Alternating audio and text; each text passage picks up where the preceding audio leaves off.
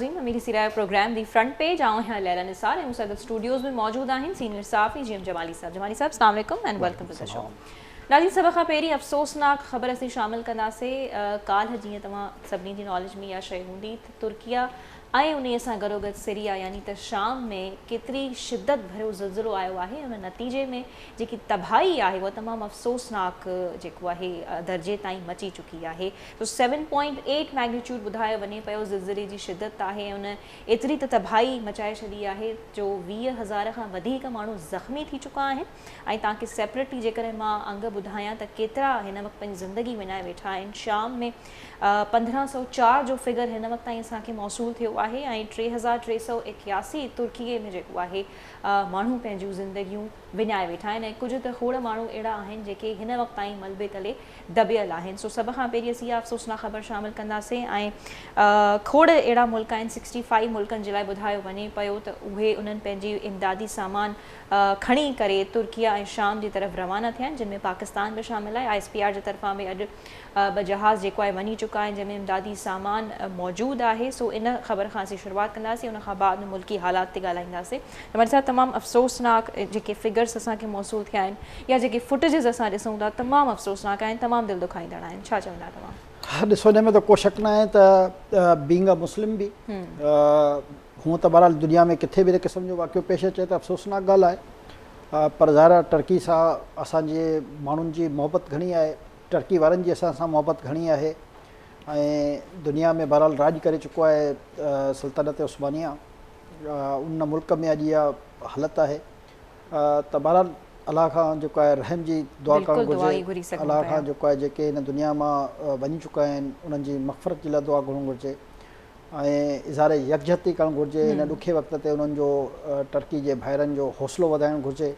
ऐं जीअं पाकिस्तान इमदादी सामान मोकिलियो आहे, हालांकि तव्हांखे ख़बर आहे त पाकिस्तान जी सूरत हाल जेको आहे पाण इंतिहाई मायूस कुन आहे। मुआशी एतबार सां चई रहियो आहियां, जेके असांजी ग्राउंड रियलिटीज़ आहिनि त अञा ताईं असांजा जेके सैलाब ऐं बारिश मुतासिरीन आहिनि उहे वीचारा अञा बि परेशान आहिनि ऐं बेयारो मददगार आहिनि, उहे पाण मुसीबतुनि जो शिकार आहिनि। पर वरी बि सिंध गवर्नमेंट ऐं वफ़ाक़ी हुकूमत ॿिन्ही गॾिजी करे पंहिंजे टर्की जे इन मुसीबत में घिरियल माण्हुनि जी मदद जो जेको ऐलान कयो आहे ऐं प्रैक्टिकली इमदादी सामान रवानो कयो आहे त इहो हिकिड़ो ख़ुशि इक़दाम आहे।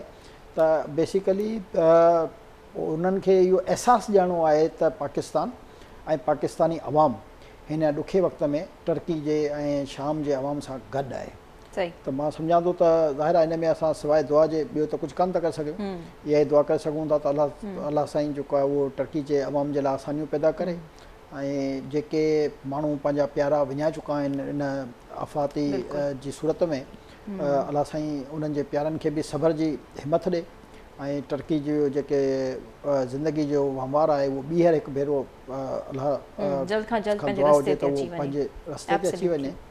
बिल्कुलु जमाली साहब, तव्हां दुरुस्त फरमाए रहिया आहियो। ऐं ज़िलज़िले में असीं खोड़ फुटेजिस में अहिड़ा ॿार बि ॾिसूं था नाज़रीन जेके ख़ाली ॿार ई मिलिया आहिनि, उन्हनि जे ख़ानदाननि जी का ख़बर कोन आहे। सो तमामु तकलीफ़देह मंज़र जेके आहिनि या फुटेजिस असीं चऊं साम्हूं अचनि था। ऐं ईअं अहिड़ो टाइम जेको आहे हिकु दफ़ो पाकिस्तान ते बि आयो हुयो, उहो बि तमामु तकलीफ़देह हुयो ऐं उन जा जेके रिपर्कशन्स आहिनि यानी फैमिलीज़ जे हवाले सां इमोशनली आउं ॻाल्हि कयां पई त उहे ॾाढा ॾुखिया थी वञनि पिया, उन्हनि खे भोगण जे लाइ वॾी हिमत खपे पई। सो असीं जीअं जमाली साहब चयो त हिन वक़्तु जेकी तुर्की या शाम में सूरत हाल आहे उन जे लाइ दुआ ई करे सघूं था। ऐं तमामु मुल्कनि खे खपे त हुननि खे वधि खां वधि सपोर्ट जेको आहे एक्सप्रेस कनि इमदादी सामान जी सूरत में या मेडिकल टीम जी सूरत में। पाकिस्तान खां मेडिकल टीम बि जेको आहे वञी चुकी आहे ऐं उते खोड़ ॾींहं रहण जे लाइ जेकी असांखे इंफॉर्मेशन मिले पई त उते हू रहंदा ऐं उन्हनि खे फैसिलिटेट कंदा। सो तमामु सुठी ॻाल्हि आहे। ऐं इन ई नतीजे इन ई करे जेको तुर्की ऐं शाम में ज़िलज़िलो आयो आहे इन जे करे वज़ीर आज़म शहबाज शरीफ़ बि सुभाणे अंकारा जे लाइ रवानो थींदा ऐं दिस इज़ द रीज़न, इहो ई सबबु आहे जो उन्हनि ऑल पार्टीज़ कॉन्फ्रेंस जेका कुझु ई ॾींहंनि में थियणी हुई उनखे बि डिले करे छॾियो। सो हू अंकारा रवानो थींदा ऐं सुठी ॻाल्हि आहे अहिड़े वक़्त में हुते वञनि था। सो पंहिंजे सियासी हालतुनि ते ॻाल्हि कयूं था ऐं असांजी मईशत जेको आहे किथे बीठी आहे। हिन वक़्तु हर पाकिस्तानी जमाली साहब इहो ई सुवाल करे रहियो आहे त असांजी मईशत में सुधार कॾहिं ईंदो, असांजी मईशत बहितर कॾहिं थींदी, डॉलर खे जेके पर लॻी रहिया आहिनि उहे कॾहिं यानी डॉलर जी उॾाम जी जेकी रफ़्तार आहे उन में घटिताई आख़िर कॾहिं ईंदी? जमाली साहब चई एक्चुअली थकिजी पिया आहिनि, सॉल्यूशंस ॾेई थकिजी पिया आहिनि नाज़रीन, टू बी वेरी ऑनेस्ट। नाज़रीन खे असां पहिरियों बि ॿुधायोसीं त हिन में असां वटि का अहिड़ी होप न आहे जो असां पंहिंजी क़ौम खे ॿुधायूं त हिन में फलाणे ॾींहंनि ते या फलाणे ते ई थी वेंदो। सही बहरहाल नाउमीदी कुफुर आहे, इन करे जेको आहे उमेद सुठी रखणु घुरिजे। पर पाकिस्तान में जमाली साहब माज़रत मां इंटरफेयर थी कया, उमेद बि कहिड़े आसरे ते असीं सुठी रखूं? डीज़ल पेट्रोल त महांगो थी वियो, वरी हाणे बिजली बि महांगी थियण वञी पई। न सिर्फ़ु बिजली महांगी थींदी बल्कि हाणे जेको आहे फ्यूल में बि वरी GST खे वधाइण जो बि मामिलो हले पियो। त इहे ॾुखियाइयूं जेको आहे उहो पाकिस्तान जे अवाम खे बर्दाश्त करण जो हिमत ऐं हौसलो रखणो पवंदो। इहा ॾुखियाइयूं एॾी आसानी सां घटि कान थी सघंदियूं। इन ॾुखियाइनि में रोज़ जी बुनियाद ते इज़ाफ़ो थींदो रहंदो ऐं जेकॾहिं कोई इहो सोचे रहियो आहे त को महीने में 2 में जेको आहे का अहिड़ी सूरत हाल थींदी जो का वॾी रिलीफ मिली सघंदो आवाम खे, त ईअं मुमकिन न आहे। यकीनन लॉन्ग टर्म जी उहो बि हुकूमतनि जी पॉलिसीज़ ते डिपेंड थो करे त जेकॾहिं हींअर तकलीफ़ मां असां निकिरी वञूं, बर्दाश्त बि कयूं, त छा लॉन्ग टर्म पॉलिसीज़ असांजियूं अहिड़ियूं आहिनि जो असां खे बाद में घटि में घटि को रिलीफ महसूसु थिए। त उहे उन ई सूरत में थींदियूं जेकी इन्हनि ऐलान ऐं दावा कया आहिनि त रशिया खां जेको आहे ही सस्तो फ्यूल बि हासिलु कंदा ऐं गैस बि हासिलु कंदा। सही। पर उन में बि केतिरी कंफर्मेशन आहे, एतिरो कॉन्फिडेंटली त चवनि पिया। मुआइदो थियो हुयो जॾहिं आसिफ अली ज़रदारी प्रेसिडेंट ऑफ पाकिस्तान हुयो। जेकॾहिं उन मुआइदे ते अमल दरामद थी वञे हा ऐं उन वक़्त में उहा गैस प्रॉपर पाकिस्तान में पहुचाइण जे लाइ क़दम खयां वञनि हा त अॼु असांखे इहे ॾींहं न ॾिसणा पवंदा। पर इंटरनेशनल इस्टेब्लिशमेंट जी साज़िशनि जे करे, गैर मुल्की दबाव जे करे असांजी हुकूमतूं जेके आहिनि उहे प्रेशर्स बर्दाश्त ई न करे सघियूं। त रशिया वारे मुआइदे में कोई एक्सटर्नल प्रेशर कोन आहे इंटरनेशनली? उहो त तव्हांखे मूं यादि हूंदो त चयो होसीं त ही MOUs आहिनि, जॾहिं इन्हनि ते इम्प्लीमेंटेशन शुरू थींदी त पोइ ॻाल्हाईंदासीं। अच्छा, यानी उन नतीजा असांखे ॾिसण मिली सघनि पिया। मुआइदा असांजा त ईरान सां हुया न, ऐं ईरान पंहिंजे हिसे जो तक़रीबन कम बि करे बॉर्डर ताईं पंहिंजो कमु मुकमिल बि करे छॾियो। असांजे हैंड ते जेको आहे उहो कमु रुकिजी वियो न।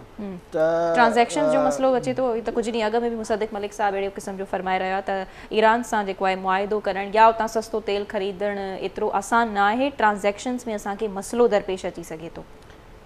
ट्रांज़ेक्शन ॾे उनजो जेको इशारो हुयो उहो ई हुयो जेको इंटरनेशनल इस्टेब्लिशमेंटनि ऐं हुकूमतुनि जी जेके असर रसूख़ आहे जेको पाकिस्तान में मौजूदु आहे ऐं कंहिं बि तरीक़े सां जेके गैर मुल्की ताक़तूं आहिनि उहे न चाहींदियूं आहिनि त पाकिस्तान मज़बूत थिए, उहे न चाहींदियूं आहिनि त पाकिस्तान जी इकोनॉमी मज़बूत थिए, उहे न चाहींदियूं आहिनि त पाकिस्तान में का फैसिलिटेशन आवाम खे मिली सघे।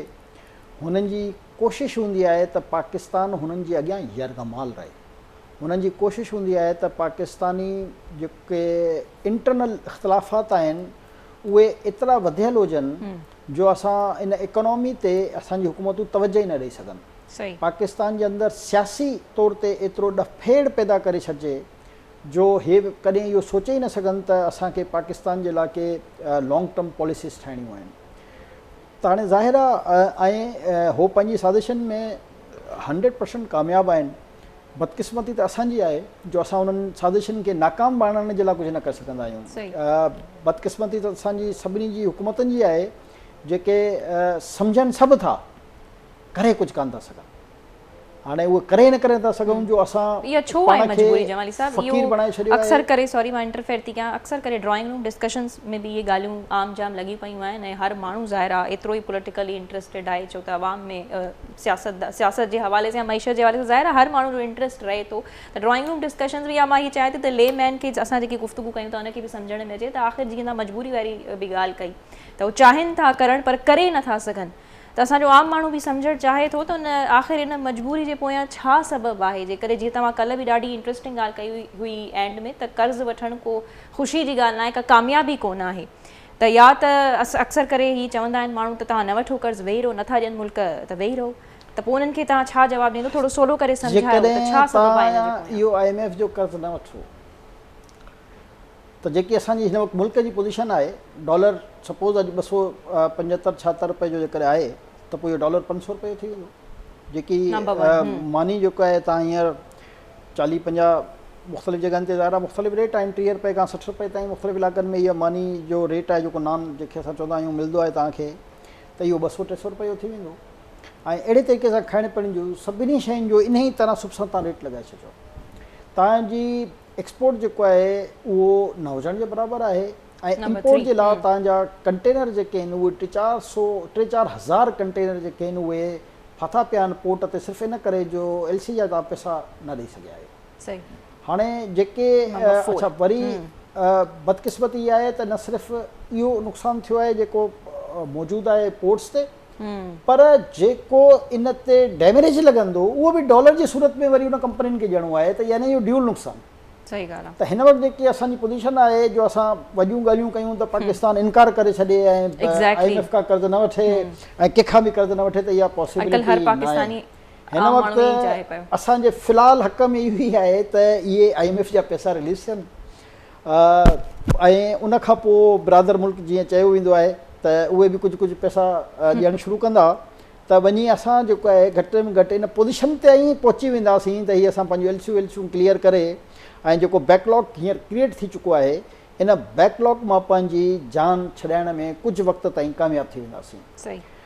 बाक़ी जेकी फ्यूचर पॉलिसीज़ जीअं मां चयो त जेसि ताणी हुकूमतूं पॉलिसीज़ न ठाहींदियूं, जेसि ताणी असां पंहिंजे एनर्जी क्राइसिस जेको असां जो सभ खां वॾो मसइलो आहे उहो मसइलो इहो आहे असां वटि एनर्जी जो मसइलो आहे। असां फ्यूल वठी रहिया आहियूं, बिलियंस ऑफ डॉलर उन ते असां ॾेई रहिया आहियूं। इन बिजली खे हलाइण जे लाइ जेको असां डीज़ल ऐं पेट्रोल यूज़ करे रहिया आहियूं, बिलियंस ऑफ रुपीज़ असां उन ते ॾेई रहिया आहियूं। इहे जेकॾहिं सिर्फ़ु असां इहो हिकिड़ो हेड सभ खां वॾो जेको ख़तरनाक हेड आहे इन ते जेकॾहिं असां कंट्रोल करे वञूं त काफ़ी हद ताईं बहितरी ईंदी। बाक़ी जेके इक़दामात खणी सघूं था वॾा सुला आहिनि, त जीअं कल्ह असां पंहिंजे प्रोग्राम में चयोसीं त काफ़ी अहिड़ियूं शयूं आहिनि जंहिंजे करे सर्कुलर डेट तव्हांजो तमामु वधियल आहे, उन्हनि सभिनी खे प्राइवेटाइज़ कयो। उन ते काफ़ी माण्हू तनक़ीद कंदा आहिनि, पर तनक़ीद तव्हांखे बर्दाश्त कयो। वजह इहा आहे जो तव्हांजे मुल्क जी सर्वाइवल आहे। जेकॾहिं तव्हां अञा इन डेट खे वधाईंदा वेंदा त अल्टीमेटली जीअं इमरान ख़ान आहे उनजी पार्टी जी ख़्वाहिश आहे त पाकिस्तान डिफॉल्ट थी वञे, पाकिस्तान श्रीलंका बणिजी वञे, पाकिस्तान में बर्बादी थी वञे, पाकिस्तान में तबाही थी वञे, न त तव्हां मूंखे वज़ीर आज़म बणायो, त पोइ जेकी उनजी ख़्वाहिश आहे उहा पूरी थी वेंदी। हाणे असां जेकॾहिं हिन हुकुमराननि खे इहो मशवरो ॾेई सघूं था त भई तव्हां कंहिं बि तरीक़े सां पंहिंजा ख़र्च जेके आहिनि उहे घटि कयो ऐं जेके जेके बर्डन्स महकमा ऐं इंडिपेंडेंट बॉडीज़ आहिनि हिन हुकूमत जे खज़ाने ते बोझ आहे उन बोझ खे घटि कयो, पंहिंजूं अयाशूं घटि कयो, पंहिंजा जेके बि तव्हांजा फैसिलिटेट तव्हां गवर्नमेंट जे खज़ाने मां थी रहिया आहियो उहे कहिड़ी बि मद में थी रहिया आहियो उन खे महिरबानी करे 2-3 सालनि जे लाइ विड्रॉ कयो ऐं छॾियो त बाबा असां इहे सभु शयूं न वठंदासीं।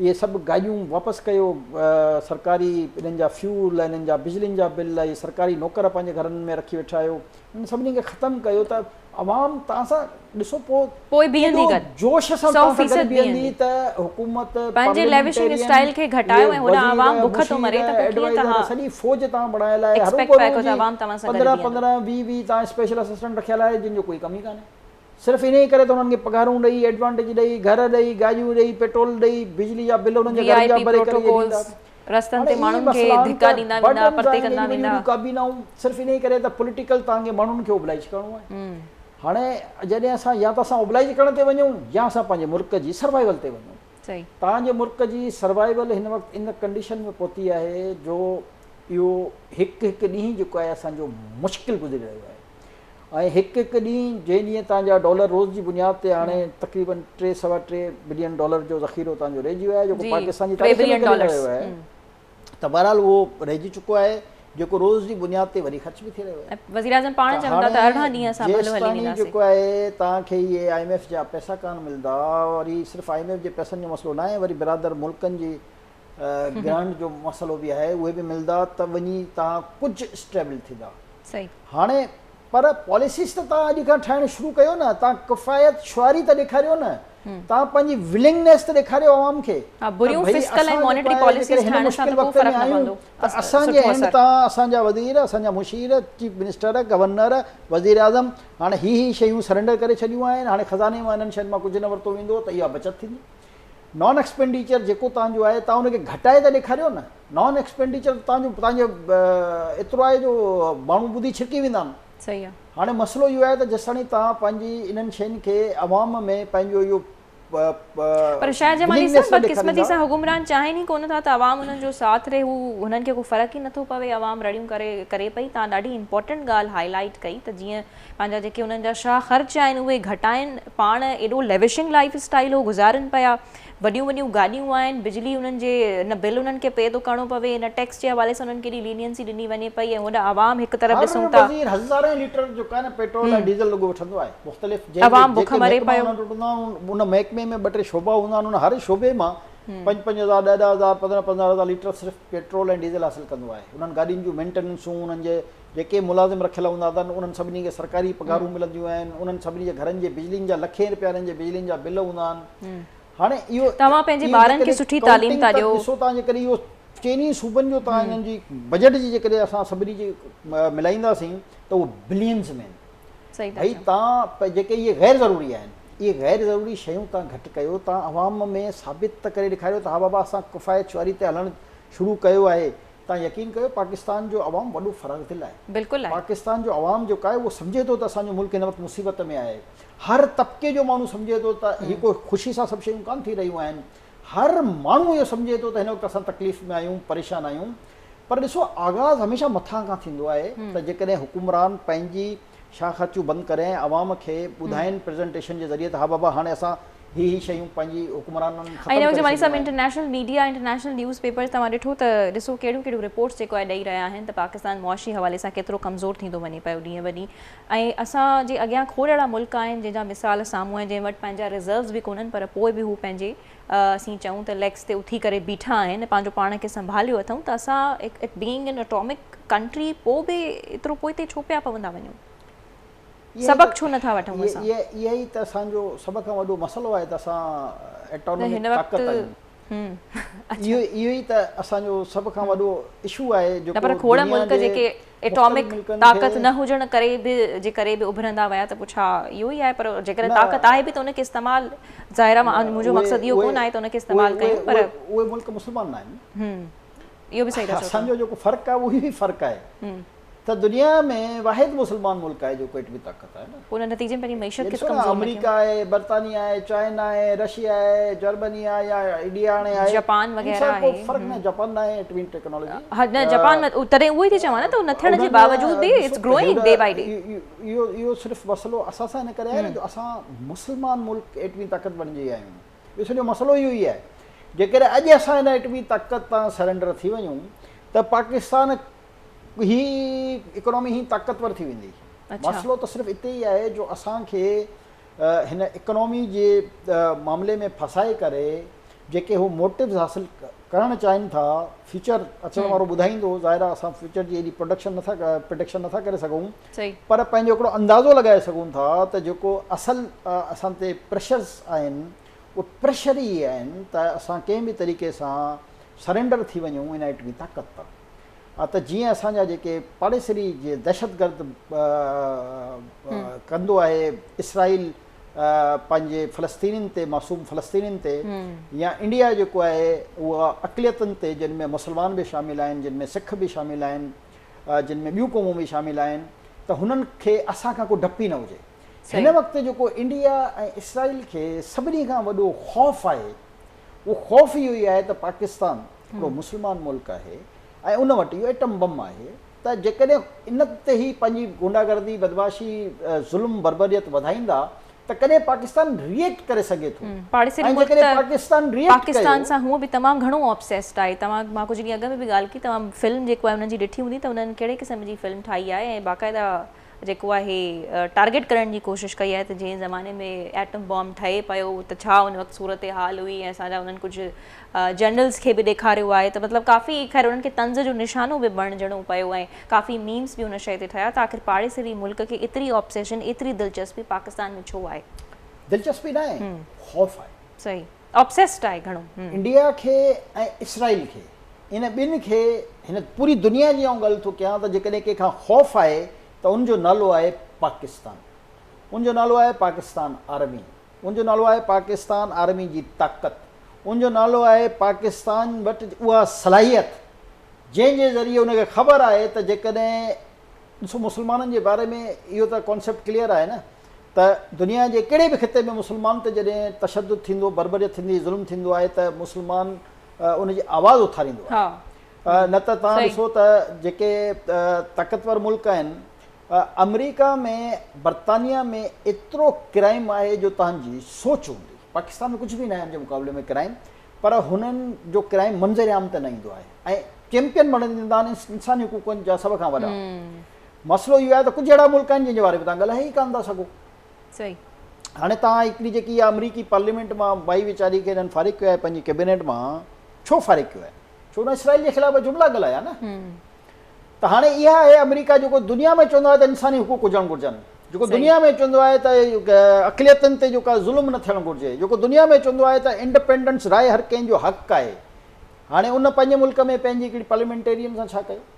सिर्फ़ु हुन ॿ जुमिला हुन ॻाल्हाया इसराइल जे ख़िलाफ़। त इहा आहे हुनजी मुनाफ़क़त, इहा आहे हुनजी जेको हू बीइंग अ मुस्लमान, असां पंहिंजी ॻाल्हि कयूं त असां सां हिकिड़ी उनजो उहो रवैयो जेको हू इन करे इख़्तियार कंदो आहे जो हुनखे बि डपु आहे। तव्हां ॾिसो जेकॾहिं पाकिस्तान जी त मां चवंदो न ख़ूबसूरती ॾाढी आहे, जो ख़ितो असांखे अहिड़ो मिलियल आहे त रशिया जी जेकॾहिं जंग अफ़गानिस्तान में थिए थी त उन्हनि खे ज़रूरत थी पए पाकिस्तान जी, ऐं उहा रशियन जंग फ्लॉप थी वञे ऐं रूस जेको उन दुनिया जी वॾी ताक़त हूंदो हुयो उहो सोवियत यूनियन बणिजी वियो। त इहो हुयो पाकिस्तानी क़ौम खे जेको इस्तेमालु करे उते इस्तेमालु कयो वियो, पर पाण उहो अमेरिका इस्तेमालु कान थियो, असांजे माण्हुनि खे इस्तेमालु कयईं न। हुनखे ख़बर आहे त पाकिस्तान में जज़्बो आहे, पाकिस्तान में इस्लाम जे नाले ते माण्हू कंहिं बि हद ताईं वञी सघनि था। बिल्कुलु इहो ख़ौफ़ आहे, दुनिया खे ख़ौफ़ आहे। हिते त शहीद थियण खे ई असीं जेको आहे माण्हू शहीद थियण चाहे, हर माण्हू शहीद थियण चाहींदो त जान ॾियण हिते कोई घबराईंदो कोन आहे। जेको असांजो मसइलो आहे उहो इहो आहे। सही, त हुननि खे ख़बर आहे त हिकु त ही जज़्बे शहादत सां भरपूर आहिनि, ॿियो हिननि वटि एटम बम आहे। सही ॻाल्हि आहे। हाणे भले 1 अरब 3 करोड़ जी आबादी आहे हिंदुस्तान, पर हुनखे इहा ख़बर आहे त जेकॾहिं जंग जी सूरत में त उनजो छा हाल थींदो। सही ॻाल्हि आहे। अहिड़े तरीक़े सां इसराइल ते मामूली बलूंगड़ो बि न आहे न, असांजो हिकिड़ो मिज़ाइल बि न बर्दाश्त करे सघंदो। बिल्कुलु जमाली साहब, तव्हां हर शइ इंट्रस्टिंगली पॉइंट आउट कयो पिया। पंहिंजो पाकिस्तानी सियासत ते थोरो ॻाल्हाए वठूं था त जेल भरियो तहरीक, जंहिंजी असां काल्ह बि प्रोग्राम में ॻाल्हि कई हुईसीं त पाकिस्तान तहरीक इंसाफ़ जे चेयरमैन ऐं अॻूणे वज़ीर आज़म इहो ऐलान करे छॾियो आहे। थोरो जेल भरियो तहरीक जी अहमियत छा आहे ऐं छा माज़ी में असांखे जमाली साहब जेल भरियो तहरीक जा मिसाल मिलनि था? ॿ सवाल त इहे थी विया। पहिरियों पंहिंजो तव्हां इन शइ ते जवाबु ॾियो, त इन खां बाद में मां कुझु ॿिया बि सवाल तव्हां खां करे वठां इन ई सां रिलेटेड। MRD जी मूवमेंट जो घणो हिसो जेल भरो तहरीक में गुज़रियो ऐं उनजो नतीजो इहो निकितो त यकीनन पाकिस्तान जा सभु जेल भरिजी चुका। रोडनि रस्तनि ते माण्हुनि खे ख़ौफ़ज़दा करण जे लाइ जनरल ज़ियाउल जे दौर में खुलेआम कोड़ा लॻाया वेंदा, पर उन जे बावजूदि बि माण्हुनि जो जज़्बो एतिरो हूंदो हो जो कोड़ा खणण खां पोइ बि आमिर जे ख़िलाफ़ु ऐं शहीद ज़ुल्फ़िकार अली भुट्टो जे हक़ में नारा लॻाईंदा। हाणे तव्हां चओ त हीअ जेकी जेल भरो तहरीक आहे इमरान ख़ान साहिब जी, जंहिंमें मौजूदा सूरत में सुठो सियासी मूव आया आहिनि। कल्ह जेको आहे मूं तव्हांखे चयो त 1001 यूटर्न खां पोइ वरी हिन में यूटर्न वठंदो ऐं तव्हां वरी राति ॿुधो त हुन क्लैरिफाई कयो त 90 ॾींहंनि जे अंदरि जेकॾहिं इलेक्शन न कराई वेंदी त जेल भरो तहरीक ते असां जेको आहे फ़ैसिलो कयो। रीज़न यानी 90 ॾींहं त उहो अॻु में ई कढी वियो। इमरान ख़ान जी त एसी जेकॾहिं ॾिसो त इमरान ख़ान हमेशह कूड़, मुनाफ़क़त, कूड़े प्रोपेगेंडे खे वधाइण खे फ़ोकियत ॾिनी आहे। अच्छा, इहो सिर्फ़ु इमरान ख़ान न, इन जे सभिनी जी तव्हां लीडरनि जी जेकी ख़ासियत ॾिसो त तव्हांखे मुश्तरका मिलंदी। छो ज़ाहिर आहे जेको लीडर हूंदो आहे हेठी क़यादत उनखे फॉलो कंदी आहे। हिननि इहो सोचे सम्झी वरितो आहे त जेतिरो वॾो कूड़ ॻाल्हाईंदासीं ऐं वरी उन कूड़ खे एतिरो प्रोपेगेंडा करे पेश कंदासीं त उहो कूड़ जेको आहे सच लॻणु लॻंदो न। ग्राउंड रियलिटी ईअं न हूंदी आहे। ग्राउंड रियलिटी जॾहिं तव्हां को कूड़ ॻाल्हाईंदा आहियो त उनजी पकड़ाई थींदी आहे। हाणे केॾो 16 सुवाल जेको आहे अदालत उन खां पुछो त इहा टेरियान तुंहिंजी धीउ आहे या न आहे। हाणे इन में का फिलोसफी आहे, का साइंस आहे? सिंपल जवाब हो या चाहे आहे या चाहे न आहे। पर हुनखे ख़बर आहे आउं गिल्टी आहियां, हुन ख़बर आहे त इहे सबूत जेके आहिनि मुख़्तलिफ़ माण्हुनि वटि मौजूदु आहिनि। जेकॾहिं हा करे थो त बि फासे थो, जेकॾहिं न करे थो त बि फासे थो। जेकॾहिं हा करे थो त जेको हिन सादिक अमीन जो सर्टिफिकेट हिनखे कुझु जजनि जेको आहे हिनजी मोहबत में ॾेई छॾियो आहे उहो विड्रॉ थींदो, छो जो क्लियर साबित थींदो त हुनजी धीउ आहे। ऐं जेकॾहिं न करे थो त बि फासे थो। त जेकॾहिं रिटर्न्स फाइल कया हुआ उन में त छो ई कान।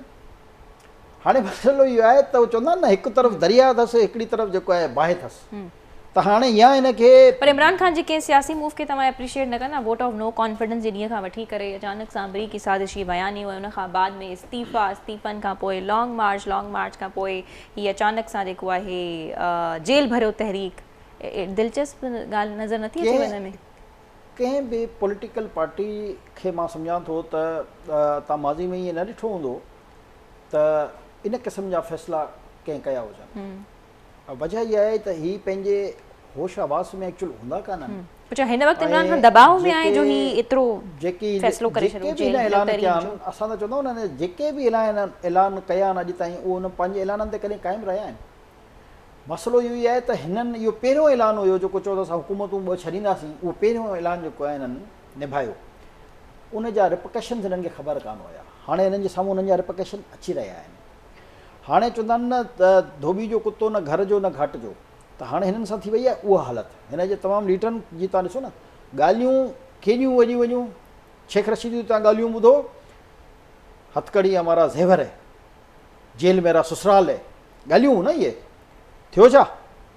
हथकड़ी पाइण खां पोइ ज़ेवर आहे त ज़ेवर पाइण में त माण्हू फ़ख़्रु महसूसु कंदो आहे न। ख़ासि तौर ते जेकॾहिं असां औरतुनि जूं मिसाल वठूं त ज़ाहिर आहे ज़ेवर खे त उहे पसंदि कंदियूं आहिनि, ज़ेवर सुठो लॻंदो आहे।